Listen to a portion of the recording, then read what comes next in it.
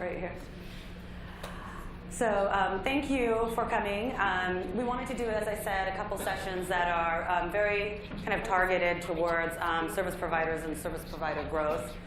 With Sean Geehan going upstairs, we had a good session there. And we are going to talk, I'm going to introduce my colleague, but we're really going to talk about some of the challenges with selling onshore that I have seen in the marketplace, that we've both been seeing. And we're going to also talk a little, and we're going to take a few marketing topics and kind of talk about, we can't talk about all the execution items, so we've kind of picked and chosen a few strategies that we thought people might be interested in, and we're going to talk a little bit about both of that. So I want to introduce, we're co-presenting, we're going back and forth actually, Brenna Garratt, who is the owner of Sustena Group and the Delve Group, two marketing agencies, which I'll let her talk about. But Brenna and I offer we have a kind of a similar set of offerings, but we're like the example of co-opetition. We actually have different focuses, and we actually work with each other on deals where their experience is stronger, and they pull us into their deals where we can help. So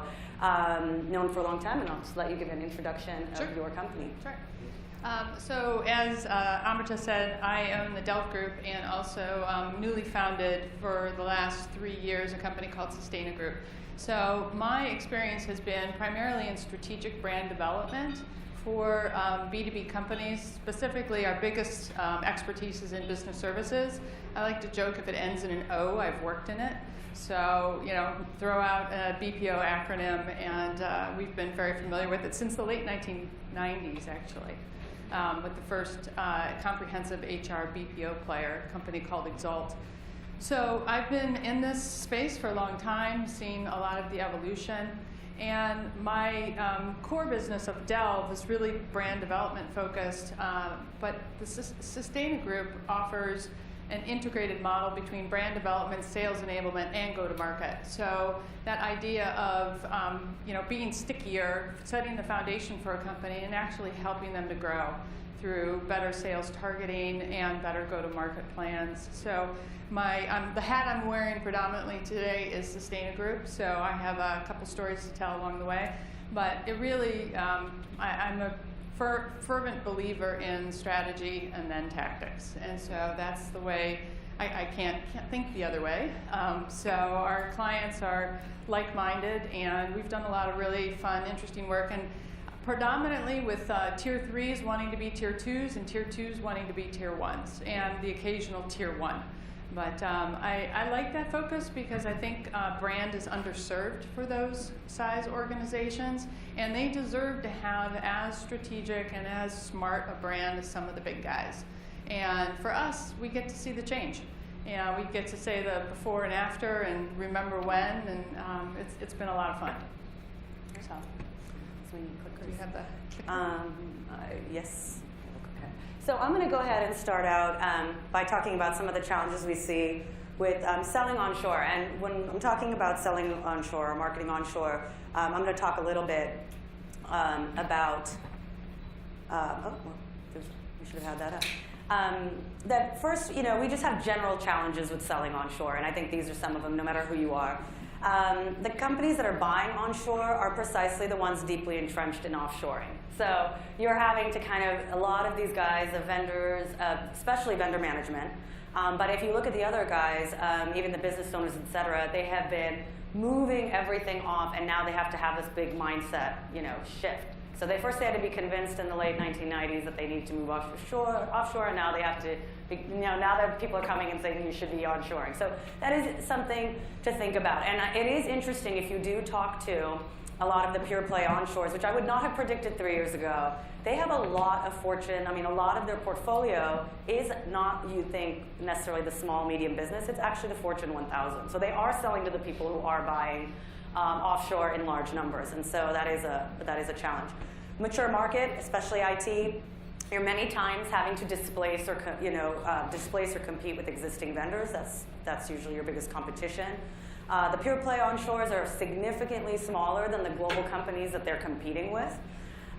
U.S. delivery, and then on the other side, U.S. delivery of global service providers are competing in some sense with their offshore their own offshore counterparts, right? So how do you work that? And so these are what we're seeing. And then all the usual stuff that we're talking about already is off the bottom. I'm not even going to talk about it. We've been talking about it the whole conference. So here I sat and wrote this up. Really, what are the biggest mistakes I'm seeing? And I'm going to start with the onshore pure plays. Now, this is a total generalization, but when I see it, look across the board, these are kind of some of the things that I'm seeing. One of the things I want to say is that this list really, as I was going around to some of the larger outsourcing conferences, I actually spoke to buyers on why they're not onshoring, and some of these things actually came up. So primarily or overly emphasizing the American patriotism or creating of US jobs. So we all agree that creating, and I don't want to insult anyone, that creating of US jobs is important. We're all here, we want to see that happen. But when that's the primary or major only emphasis, and you're talking to someone who has a ton of offshore stuff, I mean, you're really depending on what that personality is or what the political views of that person is, and it's a hard, you don't know. Until you figure it out, it's a hard thing to just go and have that be leading. So that was one they said, I had a couple buyers tell me that they just come in and say this piece, and I'm not getting what the business value is. And that goes along with not being able to articulate where this fits in their global sourcing strategy. If you're going to speak with the CIO as a bunch of stuff, I'm sure you've got to be able to tell them this is where this fits in. I know you have X, Y, Z. This is the piece that we can do here, and being strong at selling that versus just exactly what you're trying to sell today. Not clearly defining the value proposition, which kind of goes on that with the benefits of onshoring. This is an interesting one, because I think it could be a challenge, but it could also be a plus, is ignoring vendor management. So I think it completely makes sense getting in the door to go. I know that most of the players have much better results with the business users, especially in IT, as well as like the CIOs, going directly to the users.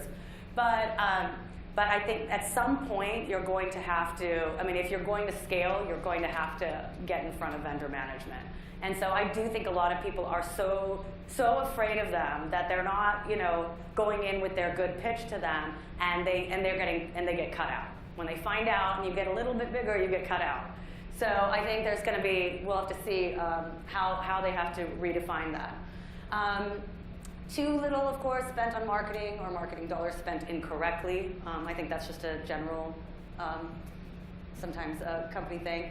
And lack of case studies and quantitative proof points. We're hoping to get some more research, of course, but this is challenges that you have. On the global providers, and I would say particularly the offshore ones setting up in the US, big issue is not defining the services, not defining their model internally. So what services are going to be actually done out of the US? Now you heard, I actually thought this was impressive when I asked your team this from CGI. I said, what is offered in the United States? And their answer is, you guys do everything here. So you have a very different model, actually, because not everybody does that. But they're clear about it. They say, we do everything here like we do in every center. That's part of their value proposition. I think a lot of times I have sat with the Indian providers and given some of the advice on what should be there, and have not figured out what should be there. They are like, oh, well, we're going to be close to this client. They come in for one client, and there's been a lot of, you guys have heard it, build it, and they will come, and they haven't come. And it's really because they have not defined their services and pricing. They're really stepping back and knowing what is going to be sold out of that. I'll just talk about it. Not thinking through the pricing model. So here's an interesting one of a provider. They have a whole bunch of people on site. They have their Indian offices, build a US office. Now they try to convince client to send their on-site people there without a very significant price reduction, because that's the same person, right? Said, why would I want my person to now move away from me and still pay a similar price? It doesn't make any sense. Of course I'd rather having them sit right here next to me. And this actually did happen, so just not thinking through. And I think I'm really interested actually to talk to the global providers. I think because they do have so much offshore, I feel like sometimes they're very shy about talking about their American delivery centers. I don't see it front and center for a lot of the global providers, the fact that they have been opening so many centers in the last 2-3 years. So I think you have to work out some way of really being able to promote your U.S. leaders in the context of your offshore model. And I think what's happening when I deal with the PR departments is that they shy away from it. Because even though it's good PR for them, they shy away from it because they feel it'll bring attention to how much business they have offshore. So somehow that needs to kind of balance out. So that was my longest slide. Because I had a lot of challenges. So one, I'm going to go through this very quickly. It's just defining, it's amazing how simple this is, and it's amazing how many people don't actually look at their portfolio holistically, especially the smaller companies. So we put this together a long time ago. It hasn't changed much. You could probably put productized services in there, somewhere between solutions and services. But basically, when you're selling outsourcing services, you're selling skill sets, which are competencies. You're selling services. Actually running something from end to end. And then you're doing solutions, which end up being solving a total business problem, could have technology involved in it, et cetera. So higher value business value. I do this with every client I go into. It's just a simple chart. I just take their offerings and I put it by target market in this. And you'll see if you do that sometimes in your company, and if you're one of the smaller companies, I bet you're like kind of all over the place. You have these huge gaps, right? Where are you? Sometimes you'll just have sometimes people will just have competencies, and that's fine. That's where they're starting at. But I will see I'll see like they got some service for target company one, target one, and targets could be industry, or they could be size of company, some characteristics, and then then they have a solution that's in target 3, a totally different bucket in healthcare, and it's all over the place. And it's not a cohesive story to go in. It is much better to build out, if you're small, one of those and start building up and going up the value chain and just being kind of clear on your portfolio. And so when you are talking about onshore, you do still have to do this kind of exercise of which target audience am I going into and what services am I going to have for that target audience. Very simple to kind of map out, and it kind of shows you where the hole in your go-to-market strategy is. Okay, oops, did I skip that? And then I would say for the players that are coming and having to kind of build this out, like you saw on CGI's slide where they have the thought process of the on-site, onshore, nearshore, offshore, you have to do that for your own company. So this is very simplistic. This is actually multiple slides, not as that you would have to work through. But what services are you offering? What's the price point? What's the value prop? What's the go-to-market? And ideally, you should be doing this by target market, right? So this is a more complex exercise of this is your go-to-market strategy. Okay, so I'm going to pass it over now. Okay, we'll take it. So telling the right story. So everything that Amrita said is incredibly valuable in terms of when we come to the table, and that's really having a really distinctive and genuine understanding of a company's business strategy, right? Because if we don't have that in place, it's hard to do this work here. So having that strategic clarity in terms of the story that you're trying to tell. And we were just at Sean's presentation upstairs, and I think one of the most important things here is not only the strategic clarity internally and externally, but the consistency. And one of the litmus tests that we do when we work with our clients is we ask the CEO, so if you're introducing yourself to a prospect, who are you and what do you do? And he'll answer the question. We'll ask the head of sales, we'll ask the marketing group, and inevitably it's a different answer. And that in and of itself says, okay, we have a challenge here in terms of we don't have a clear and compelling story. The other thing that Sean said, which we've seen time and time again, it's not only to get clear for yourself, but what you want to have is you want your clients, when asked by another peer, to be able to say the same thing. If you can make that story as compelling and as differentiating as possible, such that they remember it, and when they're asked, they can regurgitate it, then we've got some success. But there's a journey involved to getting there. One of the things that we're very focused on is core messaging. And core messaging to us has to meet certain criteria. It needs to be relevant, credible, differentiating, and sustainable. And we have a methodology that we go through that we surface those core messages. And depending on the nascency or the maturity of the industry, you're going to have a different set of core messages, because to a certain extent there's parity in complex, in commoditized industries where you can't differentiate on your products and services. So you've got to figure out what else is there that you add value for to your customers, and that you can genuinely own and communicate, and it genuinely has value to them. So it's a challenge in and of itself, but we've done it many times. The other thing that's really important is profiling, just as Amrita said, that target, who's your target audience? We kind of follow this right methodology.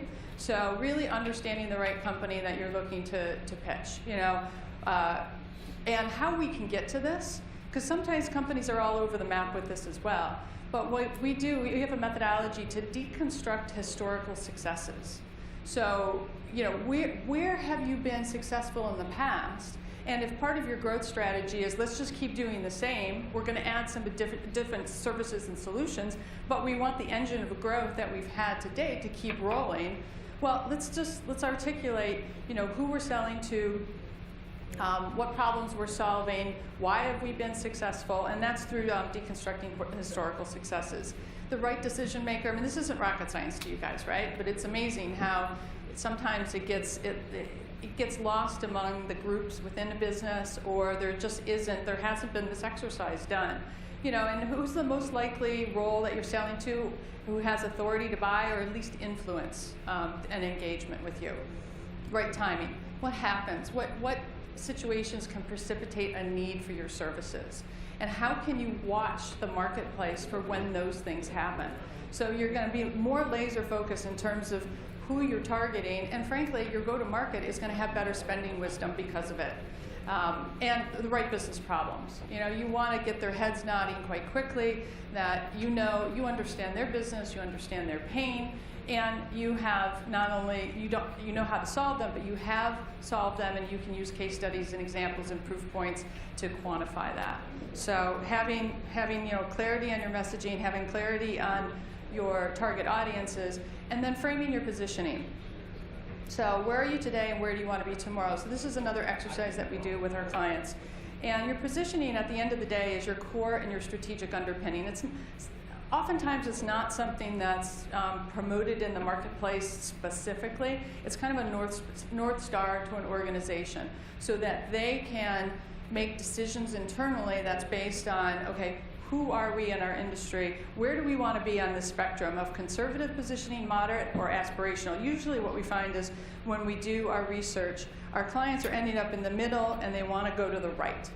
And we're fine with that as long as they can prove it. You've got to be able to prove that you genuinely can own a market positioning that's a bit more aspirational. I don't mind it leaning forward a little bit, but it can't be vaporware, it can't be made up. It has to be rooted in what you've done in the past and where you've been successful.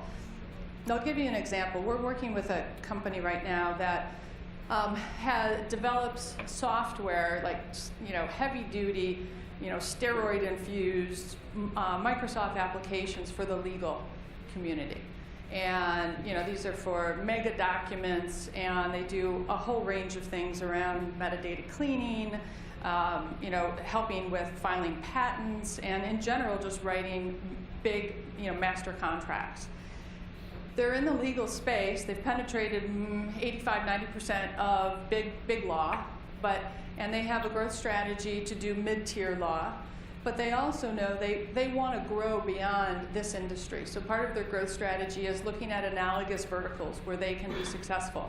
So part of the positioning that we had here, the conservative and the moderate, we're kind of where they've been, where they are today. But the aspirational positioning was, let's be a document mastery. Let's be masters of documents.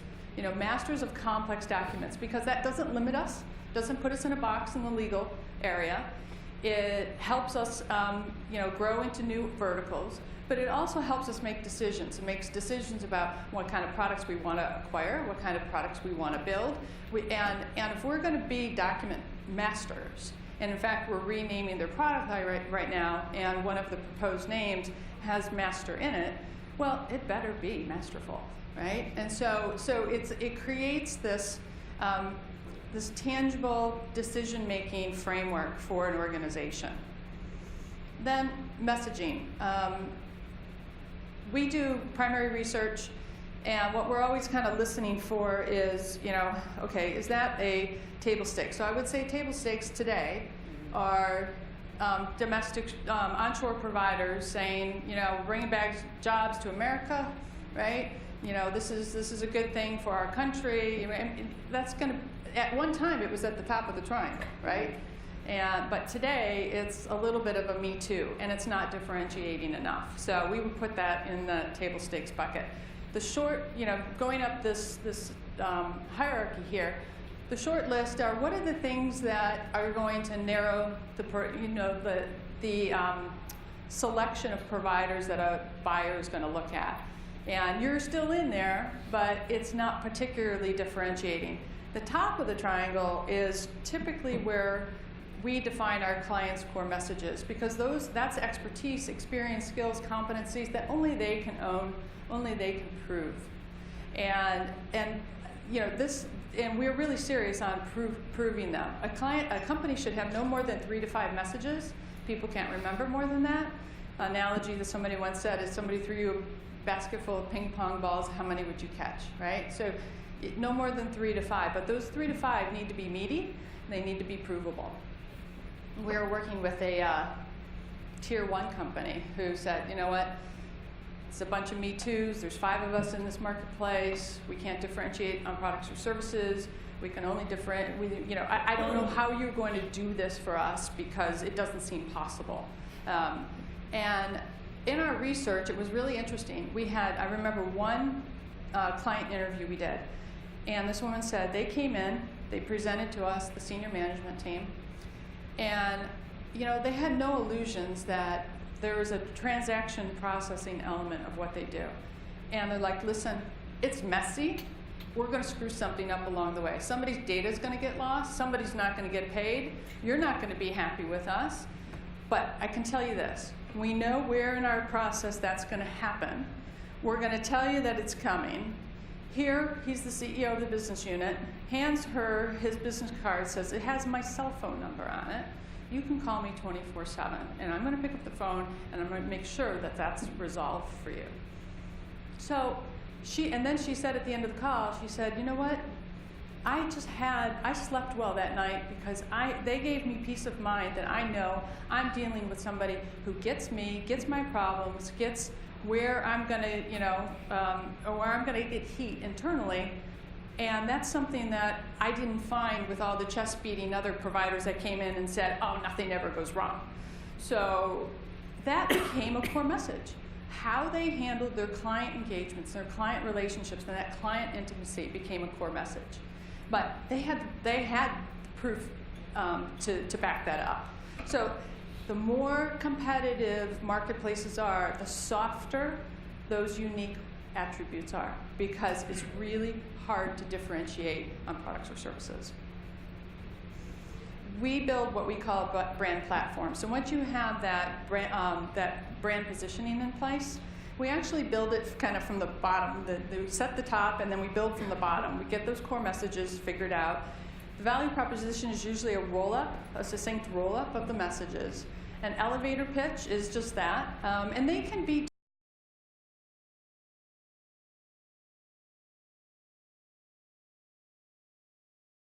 it's getting to be quite a while ago, but we asked them, like, what do you say when you're at a backyard barbecue when people ask you, what do you do? And they just hubba, jargon comes out, and everybody's like, oh, okay, whatever. And then we helped them. We said, you know what, why don't you say this? Why don't you say, do you have a laptop? Yeah. Does it ever need to be serviced? Do you ever need to call HP or whomever the laptop? Yeah. When you call your favorite brands, we answer the phone. That's us.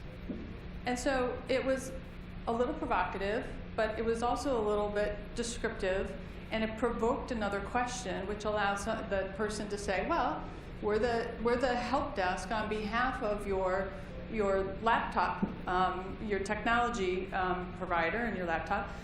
to do this for you, and that's our business. We do it on behalf. Oh, okay, I get it. So I mean that's really important. Sean, I don't know if Sean's in the audience, but he had a great elevator pitch when he was up here yesterday. He's like, it's heartfelt, right? So something that can be embedded in passion as well. I just like giving people in rural communities jobs. Makes me happy. Shane. Yeah, and Chris from IBM. We're not coding, we're changing the world, right? I mean, those are things that you need to think about to help sell your story. Taglines can be, there's kind of two types, very descriptive if you're not known in the marketplace, or aspirational, a little bit clever if they know who you are. Okay, so how do we do this? I'll hand it to you in a second. So in terms of go-to-market, we think of it from kind of launch to purchase. And there's readiness, there's awareness and demand generation, and obviously the sales piece of it. And you can kind of see the laundry lists of things. And for different companies, there's a different ratio of this. Not all companies do all these things. But one of the things that's really critical here, went the wrong way, is content. Content strategy, development, in all sorts, shapes and forms. This is where there's a terrific collaboration here with Ahilia and Amrita's group from the standpoint of developing killer content, and that aligns with the brand foundation that we've put in place. I think you're next. Okay. I think so. Yeah. Or did you move it? No, I don't think I did. But I'd say that I think you see this list, and I'll just say that marketing has become unbelievably complicated. All of the different distribution channels, the amount of content, and how fast it's changing, that rate. I mean, for agencies, it's hard to keep up. I can't imagine, for all of the companies out there, marketing teams, it's very tough. I mean, I think we're going to see a new model where I had done a similar model where we do end-to-end marketing for. I didn't talk about my firm that much, but we do end-to-end marketing for some of the smaller players, and Brenna is doing that also now, kind of the whole life cycle, and we're just seeing you have to have all these integrated parts, and when you have 5 or 10 different firms, there's no way to find one person with all that skill set, or even to manage all of those skill sets. So it's become really complex, and it's because you see this laundry list of things under awareness and demand, which make it very complicated, to be honest, and all those things are changing every day. So I am going to, your case study is next, actually. Okay, well, you know what? Why don't I just, sorry. So I'm going to talk on one execution item, which is thought leadership, because I get the most questions about, do you do content strategy? And I don't even think people know what content strategy is half the time they're asking me that. But I will say, I'll be pretty bold and say for B2B and for our industry, thought leadership is content marketing. I mean, it's one and the same. There's a huge amount of overlap. Yes, you're sending little news bits and stuff like that, but if you don't have kind of if you don't have a thought leadership, then it's very hard to do good B2B content. This is not consumer stuff, as we say. So really, when people are looking at social media, all of the new different channels, they're really looking for good content that's going to help them. And so that's why it is so key to digital marketing. You can't say I'm going to have a great digital marketing strategy and then you don't have any content, or you have very weak content. So I put this slide up for these different things, is that you can do it at such different levels that I think people say, oh, well, we'll do that when we're bigger or better, or we're higher value prop, right?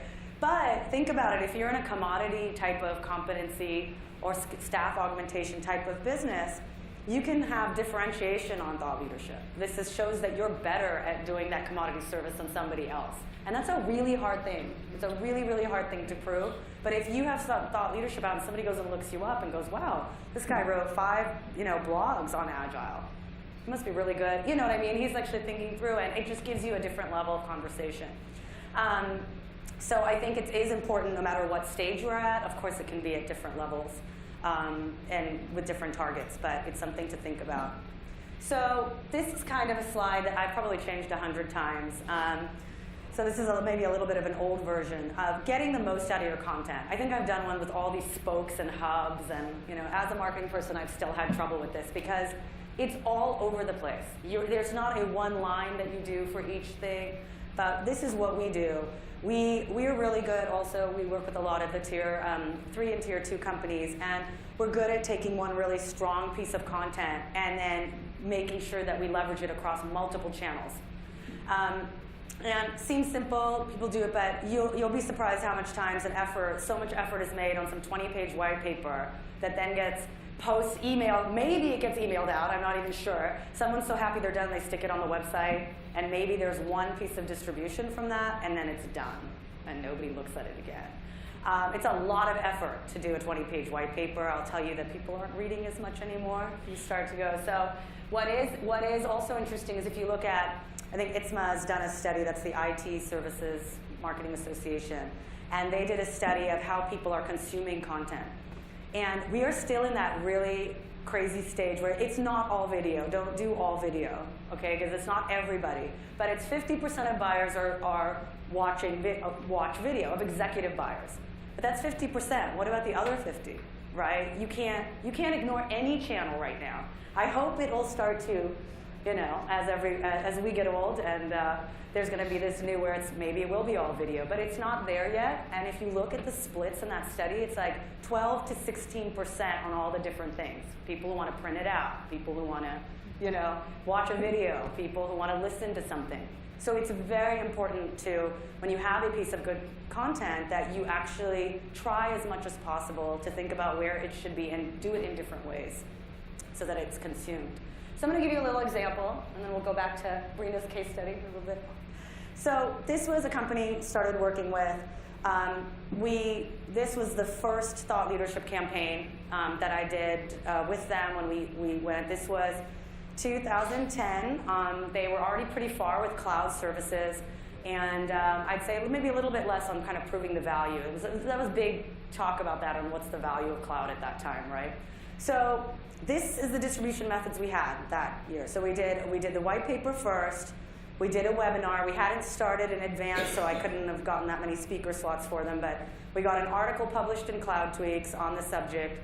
We had a speaker opportunity at a conference that we kind of got last minute. We got referenced by, we had an interview by techtarget.com on the same topic, and the only social media they had at that time was LinkedIn. So, and it was a very different LinkedIn, so we just kind of posted it there. So this was year one. This is kind of what our first campaign looked like. Year 3, we had much more complex campaigns that leveraged. We had an entire kind of few months. This is just one on, I should have put the title on this, enterprise collaboration. A series of 3 white papers on enterprise collaboration. We had a partner strategy around this. They had partnered with Cisco on a couple things.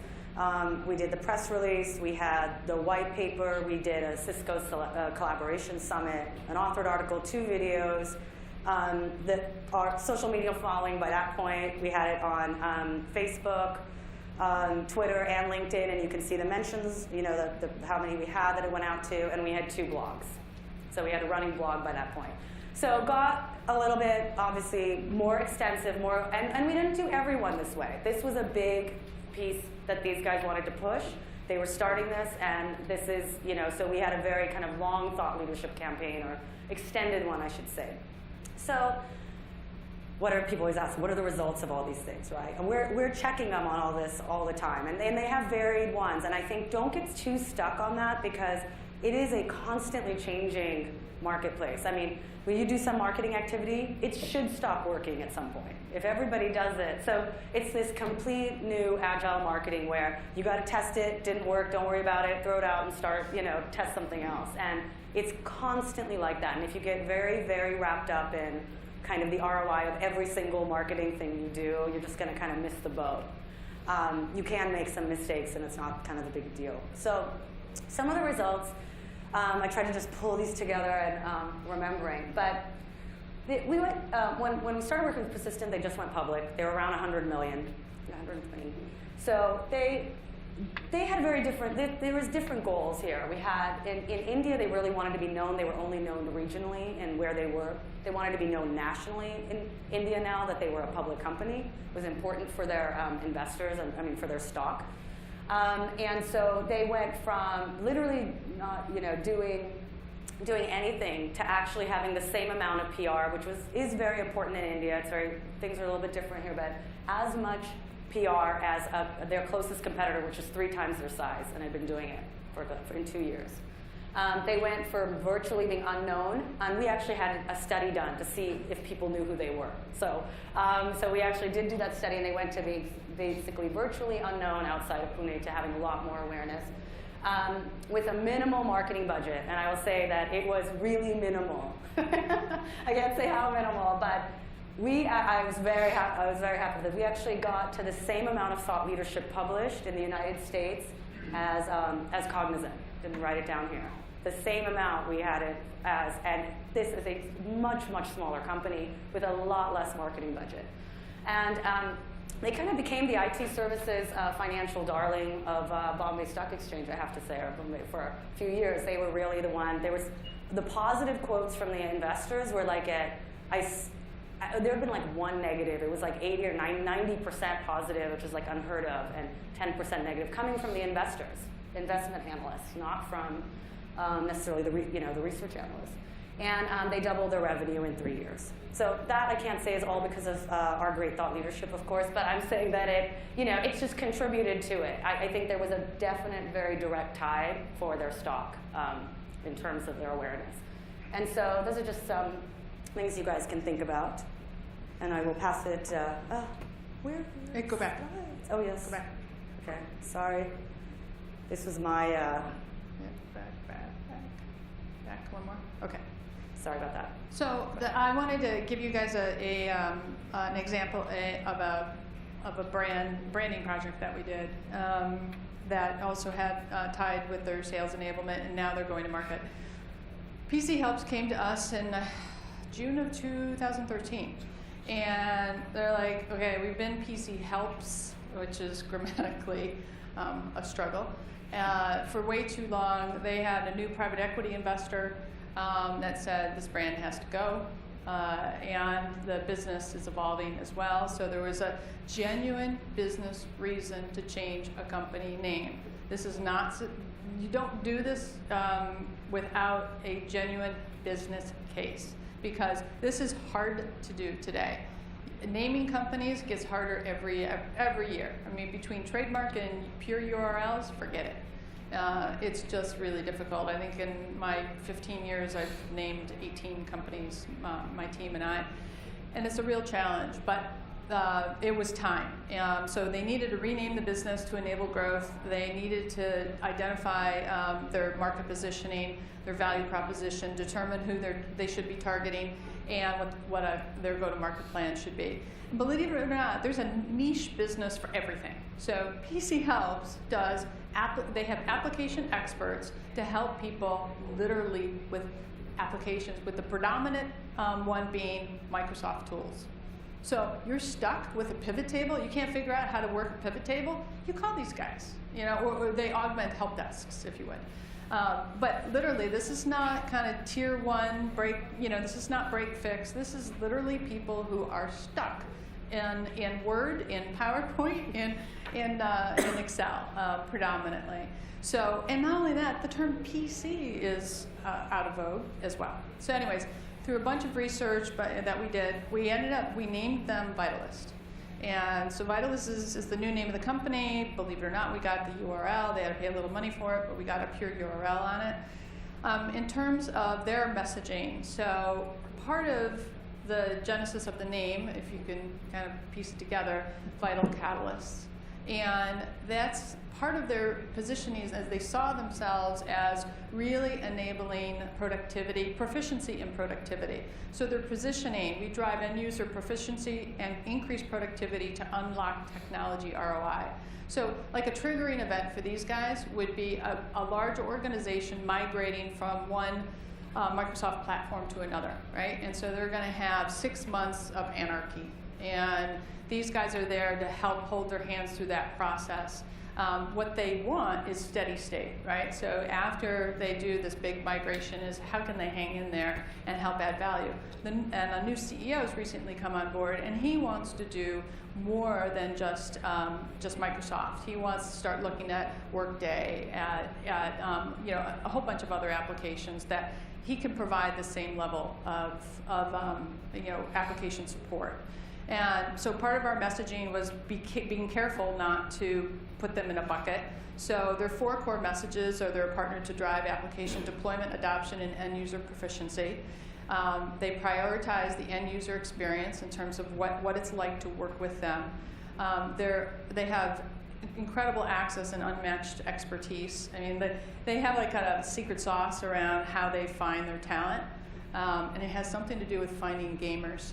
So gamers are part of these applications, but they won't tell us a lot more than that. But superior talent and a commitment to service. I mean, those feel like table stakes, but there's a lot of proof points underneath these. So that was their kind of verbal strategic underpinning. One of the things, and my background is graphic design as well. I believe in, if you're going to reinvent a company, if you're going to rename it, reposition it in the marketplace, you can't just update your current website with new content.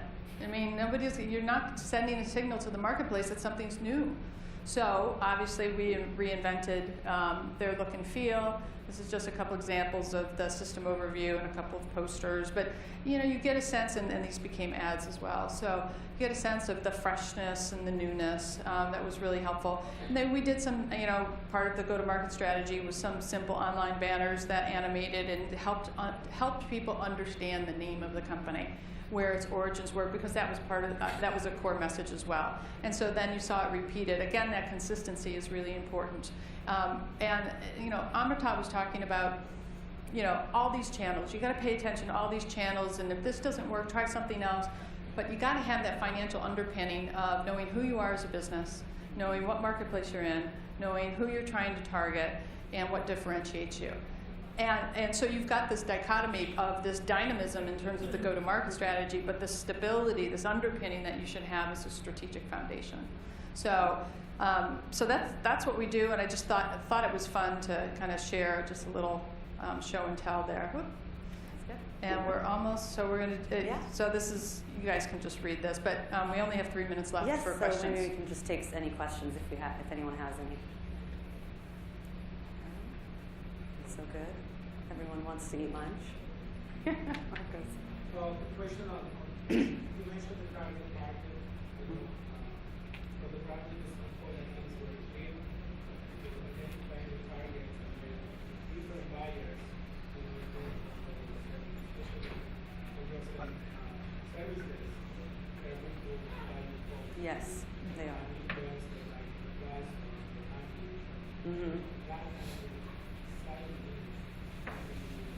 I integrate that. Yeah, so I think, no, you're completely right. You have to do that, and I've seen that more done. So if you have, so when I do it, and I'm doing it on an overall viewpoint, I will usually do the business owner and IT at that level. So if I'm selling, if you're selling to the business owner, what is it in this industry, et cetera, if you're selling to IT. So for those two, I definitely include those for all of them. If they are selling to business, a lot of times they actually aren't. And so you're just selling to IT and you can put that. But then where I see that addressed is actually a little bit more in account planning. So more of the stuff that Sean does a lot of work on when you're growing, you're taking your key accounts and you map out who is the influencer, who is the guy who's making the purchase decisions, and you do those detailed sales account plans. I think that's a good place to do that in terms of, but you're right, you have to think about it in every campaign.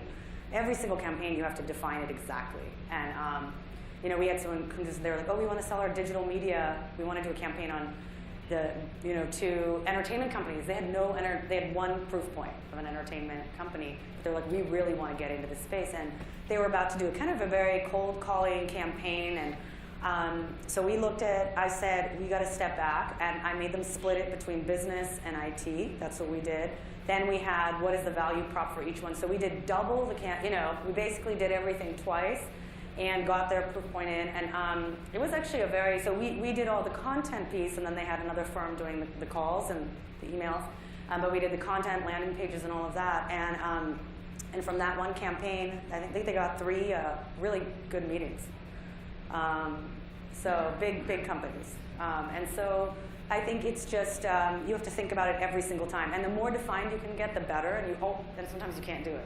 right? That's what you're saying. Sometimes you can't do it. And I would answer that with, that if you have a core messaging framework, and what Amrita was saying is the proof points. So if those 4 messages that Vitalists use, they're not automatons, and every time they talk to somebody, those 4 messages come out.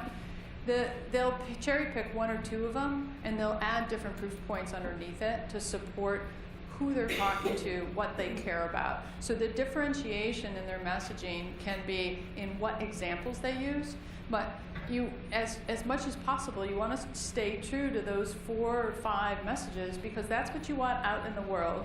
That's what you want that to enter the room before you guys do. And so when you're in the room, they kind of know who you are and what you stand for and what you do and what differentiates you. And you get to start at question number 3 as opposed to, okay, so tell me who you guys are, right? So the proof points can be very helpful, and we're really rigorous with that. It's like, you got to, and it's a living document, because as you win new deals, you solve more problems, then what proof points do they fit in underneath your core messages? Then that becomes a framework that small companies and large companies can use. So, because having a message matrix that, I'm talking to this person and they're here and I go down and that's what I use, you can't manage that. Services, it's very just not hard. practical. Yeah. I think I saw another question. Yeah, so just on the clarification of that point is that you think that your main message, no matter what your vertical market is, and give an example of us, is we have the Gates Foundation, and that area is a huge vertical marketers, and Uber. You can't get any really farther apart of 2 distinct groups that we sell to, work to, is that this should be the same core messages, but then the proof points have to be down farther?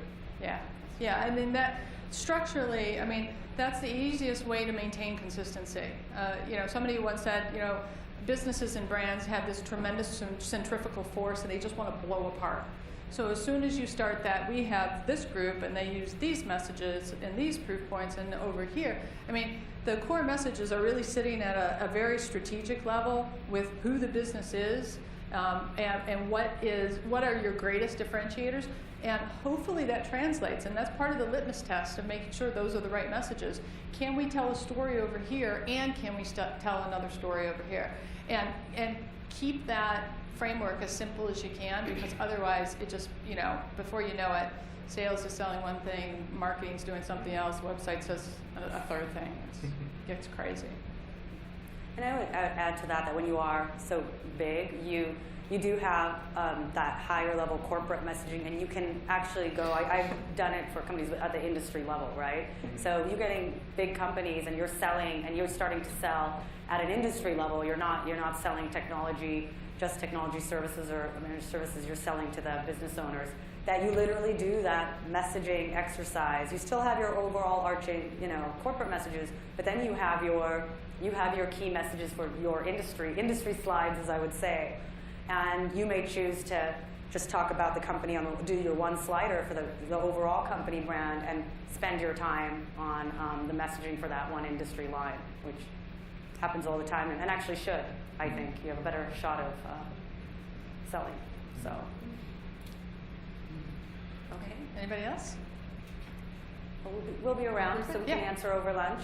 Yep. Yes. Absolutely. Okay. Thank you. Thank you.